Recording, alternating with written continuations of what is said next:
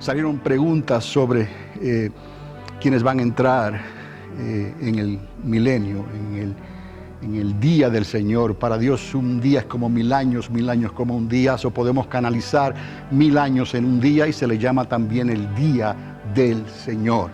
Entonces, para el que está pendiente a lo que el Espíritu Santo le está hablando a la iglesia, esto es muy importante, porque llega un momento en que Dios dice, por ejemplo, dice, por tanto, no tendré ya más piedad de los moradores de la tierra. ¿Quién está hablando esto? Dios. Porque he aquí, yo entregaré los hombres, cada cual en mano de su compañero y en mano de su rey, y asolarán la tierra, y yo no los libraré de sus manos. Llega un tiempo en que tiene que ser del que quiere, ¿no? Del que quiere buscar, del que quiere. Porque yo pienso que hemos llegado a un tiempo en que se dijo, trate a Dios, prueben a Dios. Como decíamos, ¿no? Probadme en esto. Pero probadme en los diezmos no es lo mismo que probadme en la fe. Porque llega un momento en que esa fe tiene que actualizarse. Y como que la sociedad y la generación de hoy se ha quedado probando a Dios. ¿Por qué les digo esto? Porque no es lo mismo probar a Dios y quedarse ahí. Dios no quiere que pruebes a Dios y te quedes ahí. Dios quiere que le pruebes y entonces actualices tu fe. Y muchos se han quedado probando. Y yo creo que Dios estará tratando, si no ha comenzado ya, a tratar con los que se quedaron probando a Dios y van de iglesia en iglesia buscando el mensaje que más le atraiga o el más bonito que le parezca, pero siguen probando a Dios. Y eso es muy peligroso, porque ya hemos hablado que Él vendrá como ladrón en la noche, a la final trompeta. No habrá oportunidad de ponerse al día, venir y estemos a cuentas, dice el Señor, ¿no? Entonces la actitud de probar tengo que denunciarla desde ahora en adelante, porque hay muchos, me temo, que se quedaron estancados en la prueba y no han hecho el paso que Dios está esperando. Arrepiéntete y entrégate para que puedas nacer del agua y del Espíritu. Bajes a las aguas y recibas el bautismo en fuego. Entonces veráslo y entenderás lo que yo te estoy diciendo. Escuchar lo que el Espíritu Santo le está hablando a la iglesia. Qué bonito es Dios. Nadie puede enojarse con Dios porque Dios no fuerza a nadie, ¿no? Pero las consecuencias vienen y ese trabajo nos toca a nosotros de hablar de esas consecuencias. Y el Espíritu Santo nos muestra detalles como esto que quizás no habíamos pensado antes muy claramente, pero nos hace entender que muchos se quedaron patinando, por decirlo así, en la prueba. Ahí están, por muchos lugares. Se llaman creyentes, se llaman cristianos, levantaron la mano, dicen voy a la iglesia. Algunos dicen pues yo también pago mis diezmos y pago mis ofrendas y todas estas cosas, pero eso no te salva. No es el ministerio. Hay tantos ministerios, pero ninguno de esos ministerios garantiza tu entrada al reino de los cielos y al reino de Cristo, como hemos estado hablando. Amén. Entonces es necesario, amados, que entendamos esto claramente, que si estás en la etapa de prueba todavía, el Señor no quiere eso ya y te vas a quedar si no haces algo al respecto. ¿Por qué? Porque de la prueba tenías que pasar, ¿no?, a la acción, ¿no?, y decirle al Señor, quiero, cuenta conmigo, me arrepiento de mis pecados, bajo a las aguas, bautízame con tu Espíritu Santo y vamos hacia adelante, porque las cosas han llegado a un momento crucial y crítico para el pueblo de Dios. Y otra de las cosas que salió a relucir en estas clases es que, además de las profecías, es que Dios no ha abandonado a su pueblo Israel. Y hay una lectura aquí en Romanos, y quiero ir rápido en esto, porque en este día tengo varias lecturas y es lo que voy a hacer un poco diferente a lo que acostumbro a hacer. Pero tome nota, porque esto va con lo que el interés que usted tiene o debe de tener, y lo que vamos a hablar en esta mañana. Pero en cuanto a Israel, mire, en Romanos capítulo 11, algunos versículos nada más. No tiene que ir ahí, si no escucha, lo voy a leer tal y como está aquí en la versión del 60, creo que es esta.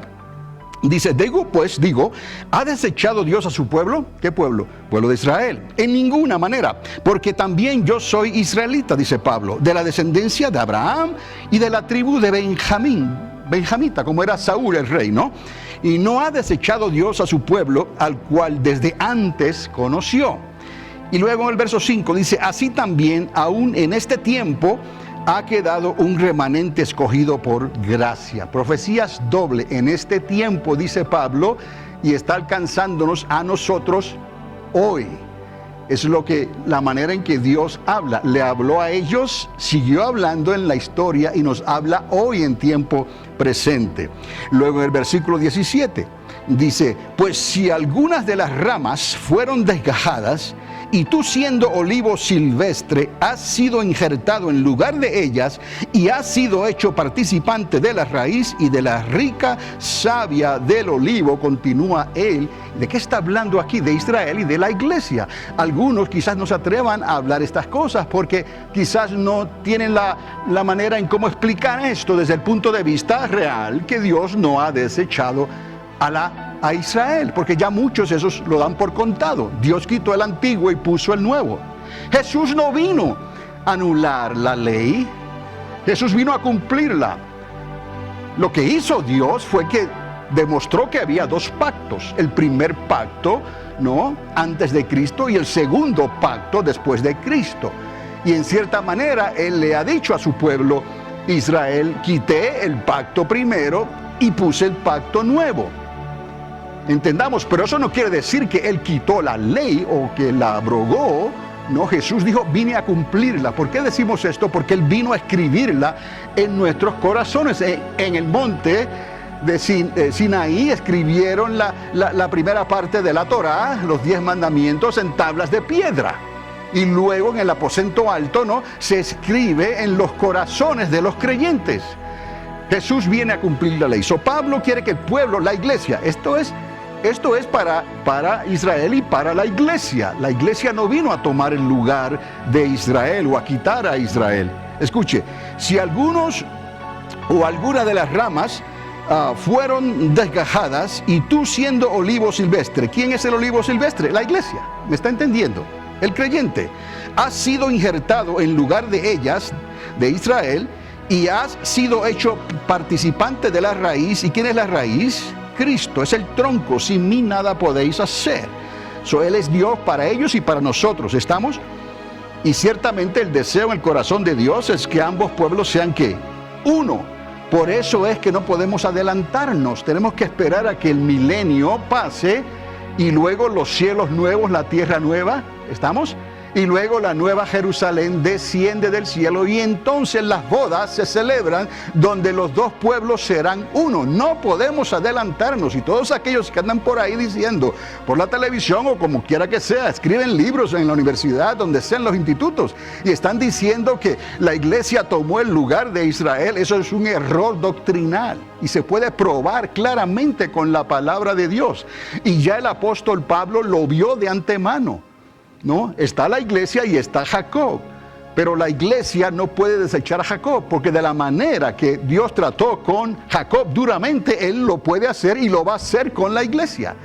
Entonces, dice aquí, y si alguna de las ramas fueron desgajadas, Jacob, y tú, iglesia, siendo silvestre, has sido injertada en lugar de ellas, y has sido hecho participante de la raíz y de la rica savia del olivo, que es Cristo, no te jactes, dice esta versión, contra las ramas, no te jactes contra Jacob. Y si te jactas, sabe que no sustentas tú a la raíz, sino la raíz a ti. Y Jesús lo dijo, la salvación viene de Jacob, viene de los judíos.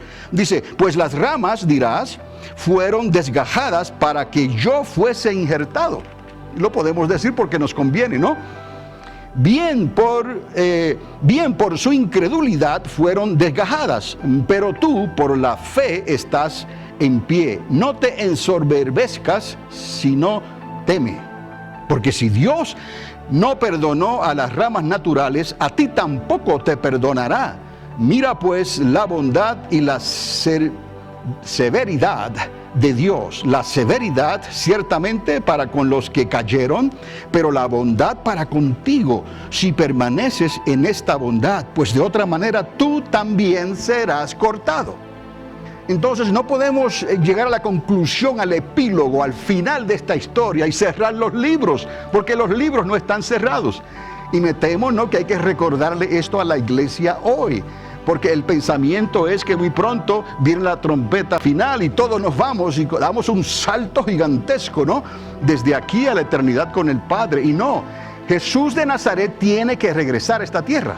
Y voy a hablar de algunas profecías con el tiempo que me dé para más bien leerlas, y les comentaré algo para que usted las conecte a lo que estamos hablando y podamos estar mejor preparados para entender los propósitos de Dios para este tiempo y no andar por ahí hablando, diciendo cosas o escuchando todo lo que se dice o pensando y haciendo conclusiones que están completamente erróneas. La suma de su palabra es la verdad, toda ella.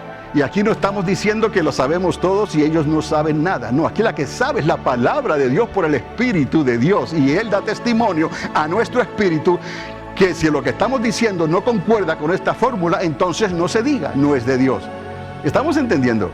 Bendito Dios, dice aquí, porque no quiero, hermanos, que ignoréis este misterio. Hay misterios revelados que Dios los revela, pero siempre por medio de la palabra, tiene que estar aquí, y por el Espíritu de Dios. No quiero, hermanos, que ignoréis este misterio, para que no seáis arrogantes en cuanto a vosotros mismos, que ha acontecido a Israel endurecimiento en parte, hasta que haya entrado la plenitud de los gentiles. Y eso tenemos que entenderlo. ¿Qué es la plenitud de los gentiles? ¿Cuándo va a comenzar eso? ¿En qué tiempo se manifestará esa plenitud? Porque se está manifestando siempre, ¿no? El mundo está en control en estos momentos. Estamos en este mundo, pero no somos de este mundo, hasta que el rey traiga la monarquía. ¿Cuál es esa monarquía? El día del Señor, los 1000 años del milenio de Cristo. Entonces Él pondrá a todos sus enemigos por estrado de sus pies. La plenitud de los gentiles va a ocurrir en esa última semana de la cual hemos hablado. La diapositiva que tenemos aquí está dividida en 42 y 42, con la mente que ya usted tiene adiestrada para el libro de Apocalipsis, con todo lo que hemos dicho, ¿no? Se va a dar cuenta inmediatamente qué es lo que está pasando, ¿no? Israel y el dragón, cuando el anticristo esté aquí en esta tierra y la serpiente antigua sea lanzada a este lugar, a esta tierra. 42 meses son, ¿qué? 3 años y medio. 42 meses son 3 años y medio. 3 y medio más 3 y medio son 7. Y 7 es la última semana que profetizó Daniel en su libro, y abajo dice 84. Es sencillamente eso, que esa semana no ha acontecido y esa semana va a acontecer. No importa quién diga, los análisis que se digan, los estudios y las conclusiones que hayan llegado. Esta palabra es literal, tal y como está en el libro de Apocalipsis. No se ha cumplido hasta que Cristo venga. Cuando Cristo venga y ponga los pies sobre el monte de los olivos, será al final de esa semana, en el conflicto que conocemos como Armagedón, que es un lugar que está al norte oeste de Israel y se llama el Valle de Jezreel. Históricamente ya se han peleado batallas ahí. Estas cosas hay que entenderlas, porque si no andamos por ahí oyendo lo que se dice y pensando, y después decimos unos disparates, digo yo, barbaridades, porque no tienen fundamento en la palabra de Dios. Entonces vamos nosotros a hablar conforme a la palabra de Dios. No es muy difícil, ¿no? Dejar lo que se está diciendo. Hay que leer la palabra. Hay que pedirle a Dios que nos dé entendimiento y sabiduría. Entonces, porque no quiero, hermanos, que ignoréis este misterio, para que no seáis arrogantes en cuanto a vosotros mismos, que ha acontecido a Israel, a Jacob, endurecimiento en parte, hasta que haya entrado la plenitud de los gentiles. Y luego todo Israel, dice aquí, todo Israel será salvo. Todo Israel. ¿Estamos? Dios no se ha olvidado de sus promesas. ¿Por qué todo Israel será salvo? Porque Él se lo prometió a Abraham. Y la palabra de Dios no cae en tierra, sino que va y se cumple y regresa a Dios con la respuesta: sí, hecho está. Entonces, vendrá de Sión el libertador. ¿Quién es el libertador? Cristo Jesús, el león de la tribu de Judá, que apartará de Jacob la impiedad.